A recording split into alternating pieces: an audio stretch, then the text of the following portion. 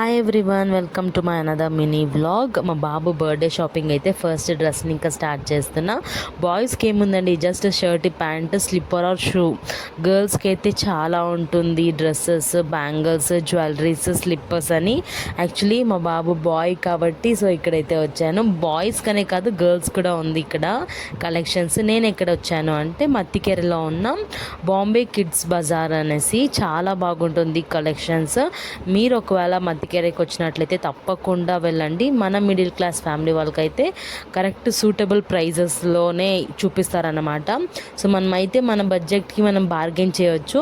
So అలానే చాలా తక్కువకైతే bargain చేయలేము కదా, వాళ్ళకి లాస్ అవుతుంది కాబట్టి.